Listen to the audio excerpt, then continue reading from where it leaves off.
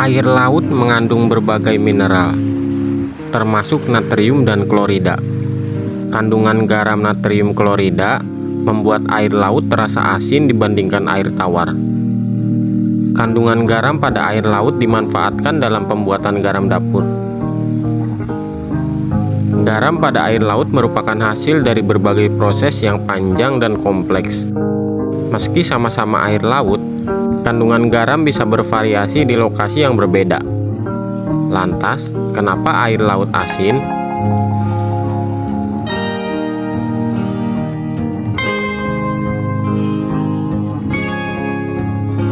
Sekitar 70% permukaan bumi ditutupi oleh lautan. Adapun sekitar 97% dari seluruh air di bumi merupakan air asin. Dua unsur paling umum di air laut setelah oksigen dan hidrogen adalah natrium dan klorida. Gabungan natrium dan klorida ini membentuk apa yang kita kenal sebagai garam dapur. Laman United States Geological Survey memperkirakan jika garam di lautan dihilangkan dan disebarkan merata di permukaan bumi, ia akan membentuk lapisan setebal 166 meter. Ini setara dengan gedung setinggi 40 lantai. Menurut American Ocean, diperkirakan ada sekitar 50 kuintilium kilogram garam di lautan, atau kurang lebih setara dengan massa bulan. Pada awalnya, lautan purba kemungkinan tidak terlalu asin seperti sekarang.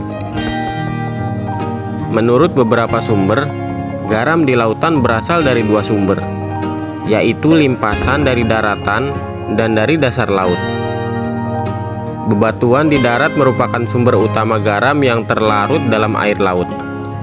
Air hujan bereaksi dengan karbon dioksida di udara sehingga membuatnya sedikit asam.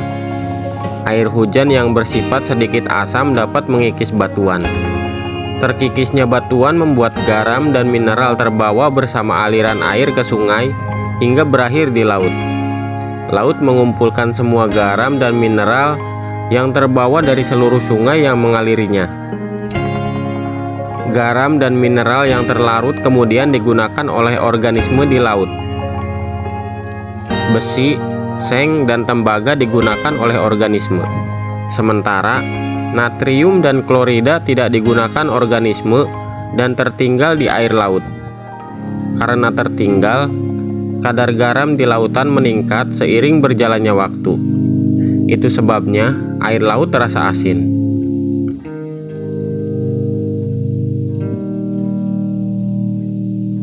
Sungai dan limpasan daratan bukan satu-satunya sumber garam yang terlarut di lautan.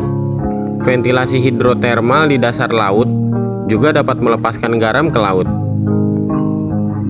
Menurut laman Natural History Museum, ventilasi hidrotermal terletak di dasar laut dan melepaskan cairan bersuhu sangat tinggi. Ventilasi ini merupakan tempat keluarnya air laut yang meresap ke dalam bumi, kemudian mengalir kembali ke laut. Air laut dapat merembes ke celah atau retakan di dasar laut dan dipanaskan oleh magma di inti bumi. Panas dari dalam bumi menyebabkan serangkaian reaksi kimia. Air panas yang keluar dari ventilasi dasar laut ini dapat melarutkan beberapa garam dan mineral dari batuan.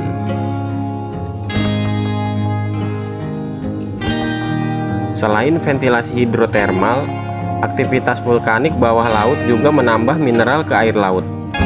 Sama seperti gunung berapi di darat, gunung berapi bawah laut juga melepaskan material vulkanik. Material vulkanik termasuk mineral dari letusan gunung api bawah laut dapat terbawa air laut.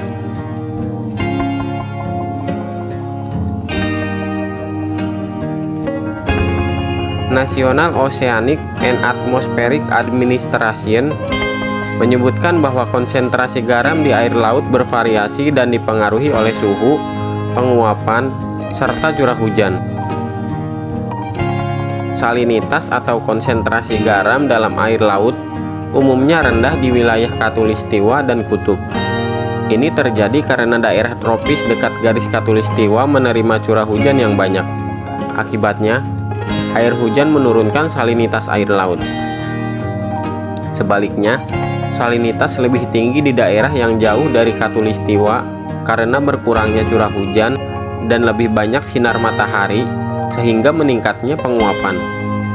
Beberapa laut memiliki kadar garam lebih tinggi daripada laut lainnya, terutama di tempat tingkat penguapan tinggi seperti Laut Merah. Perairan yang terisolasi juga bisa menjadi lebih asin, contohnya Laut Mati.